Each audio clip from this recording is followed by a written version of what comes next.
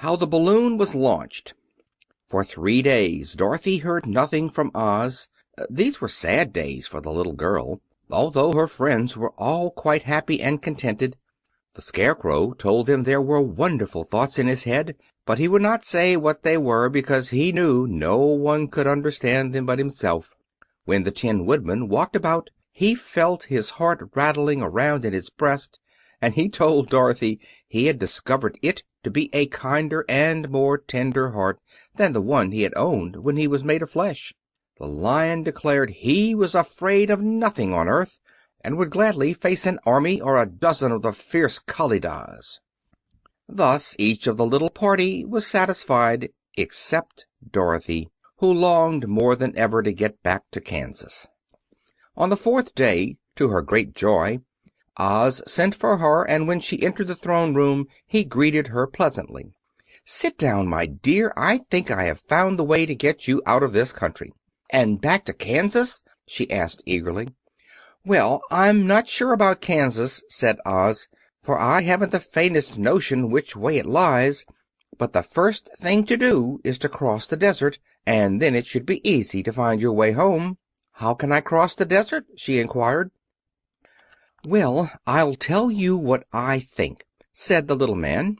"You see, when I came to this country, it was in a balloon. You also came through the air, being carried by a cyclone. So I believe the best way to get across the desert will be through the air. Now, it is quite beyond my powers to make a cyclone, but I've been thinking the matter over, and I believe I can make a balloon." "How?" asked Dorothy. "A balloon," said Oz, "is made of silk, which is coated with glue to keep the gas in. I have plenty of silk in the palace, so it will be no trouble to make the balloon. But in all this country there is no gas to fill the balloon with to make it float." "If it won't float," remarked Dorothy, "it will be of no use to us." "True," answered Oz, "but there is another way to make it float, which is to fill it with hot air. Hot air isn't as good as gas, for if the air should get cold the balloon would come down in the desert, and we should be lost." "We!" exclaimed the girl. "Are you going with me?" "Yes, of course," replied Oz. "I am tired of being such a humbug. If I should go out of this palace my people would soon discover I am not a wizard, and then they would be vexed with me for having deceived them. So I have to stay shut up in these rooms all day, and it gets tiresome. I'd much rather go back to Kansas with you and be in a circus again." "I shall be glad to have your company," said Dorothy. "Thank you," he answered. "Now, if you will help me sew the silk together, we will begin to work on our balloon." So Dorothy took a needle and thread, and as fast as Oz cut the strips of silk into proper shape, the girls sewed them neatly together. First there was a strip of light green silk, then a strip of dark green, and then a strip of emerald green, for Oz had a fancy to make the balloon in different shades of the color about them. It took 3 days to sew all the strips together, but when it was finished they had a big bag of green silk more than 20 feet long. Then Oz painted it on the inside with a coat of thin glue to make it airtight, after which he announced that the balloon was ready. "But we must have a basket to ride in," he said. So he sent the soldier with the green whiskers for a big clothes basket, which he fastened with many ropes to the bottom of the balloon. When it was all ready, Oz sent word to his people that he was going to make a visit to a great brother wizard who lived in the clouds.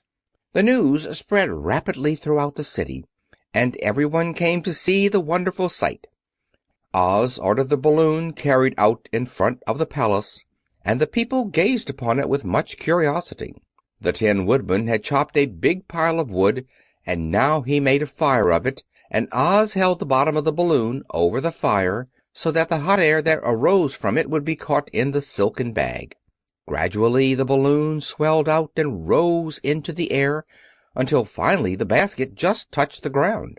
Then Oz got into the basket and said to all the people in a loud voice, "I am now going away to make a visit. While I am gone the Scarecrow will rule over you. I command you to obey him as you would me." The balloon was by this time tugging hard at the rope that held it to the ground, for the air within it was hot, and this made it so much lighter in weight than the air without that it pulled hard to rise into the sky. "Come, Dorothy!" cried the Wizard. "Hurry up, or the balloon will fly away." "I can't find Toto anywhere," replied Dorothy, who did not wish to leave her little dog behind. Toto had run into the crowd to bark at a kitten, and Dorothy at last found him. She picked him up and ran towards the balloon.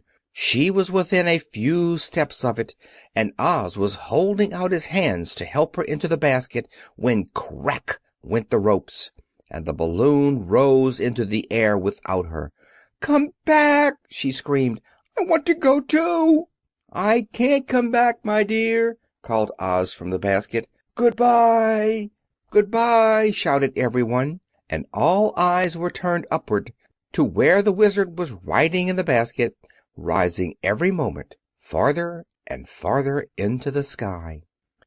And that was the last any of them ever saw of Oz the Wonderful Wizard, though he may have reached Omaha safely, and may be there now for all we know. But the people remembered him lovingly, and said to one another, "Oz was always our friend. When he was here, he built for us this beautiful Emerald City, and now he is gone he has left the wise Scarecrow to rule over us."